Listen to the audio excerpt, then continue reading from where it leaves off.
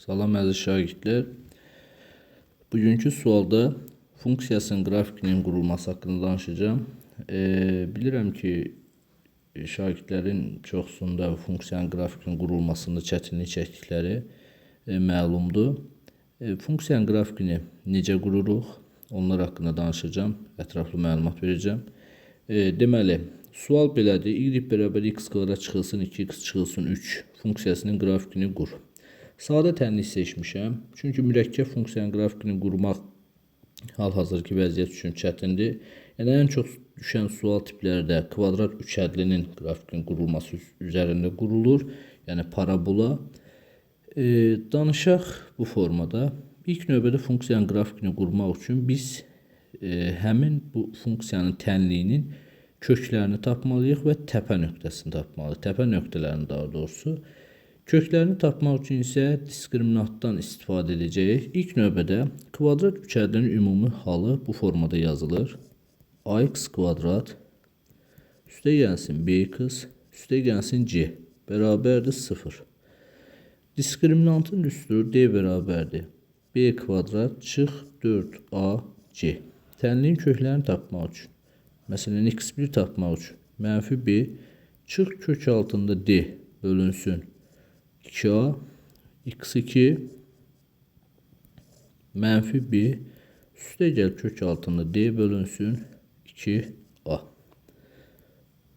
Deməli, bunlardan istifadə edəcəyik. Bunları çəkək bir qırağa. Dursun burada.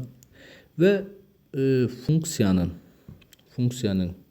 əlavə olaraq qrafikinin təpə nöqtələrini tapmaq üçün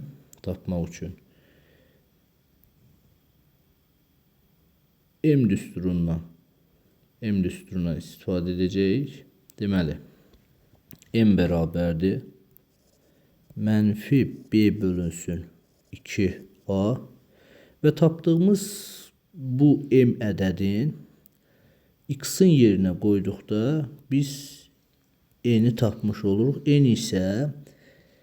N isə bizim aldığımız təpə nöqtədə Y oxu üzərində olan təpə nöqtəni göstərir.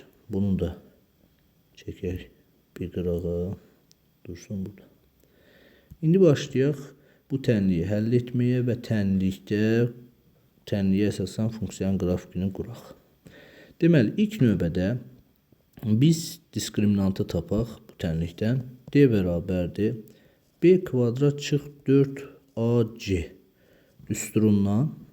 Diskriminantı tapsaq, b-ni yerinə gətirib olduğu kimi yerinə qoysaq, 2-nin kvadratı çıx 4 vurulsun. A əmsalı 1-dir. C əmsalı mənfi 3-dür. Mənfi 3.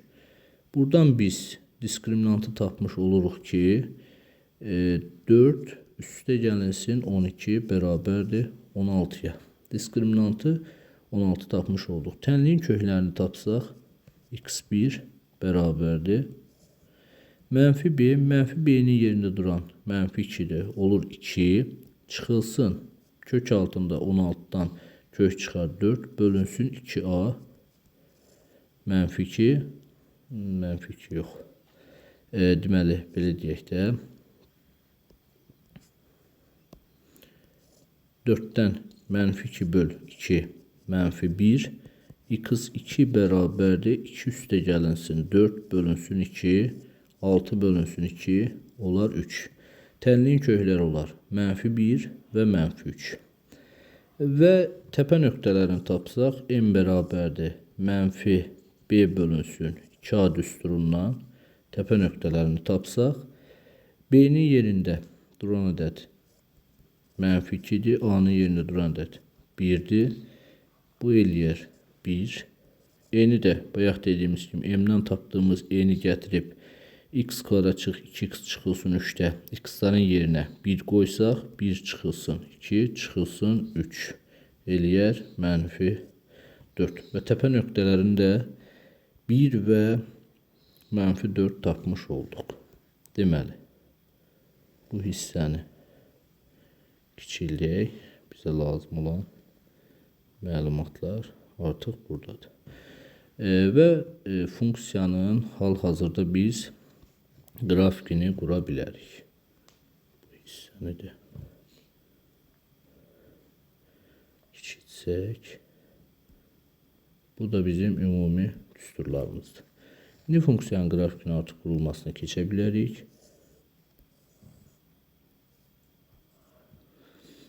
Deməli, belə bir şəkil çəksək və şəklin üzərində ilk növbədə köklərini qursaq, 1, 2, 3, -1, sonra 3, 1, 2, 3, 4 bu formula qursaq, 3'ü bura qoysaq, təpə nöqtələri 1 və təpə nöqtə -4, 1, 2, 3, 4, -4. Buradan bu tərəfə bu formada təpə nöqtə qursaq və funksiyanın qrafiki, -1, 3 nöqtəsindən keçən bir qrafik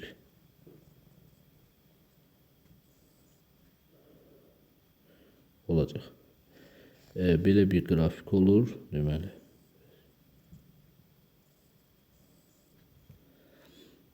Bu funksiyanın qrafiki paraboladır və əlavə olaraq burada biz deməli nə görürük?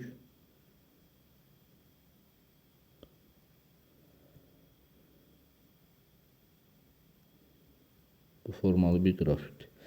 Burada biz görürük ki, funksiyanın təpə nöqtələri 1 və -4, kökləri isə -1, 3'dür.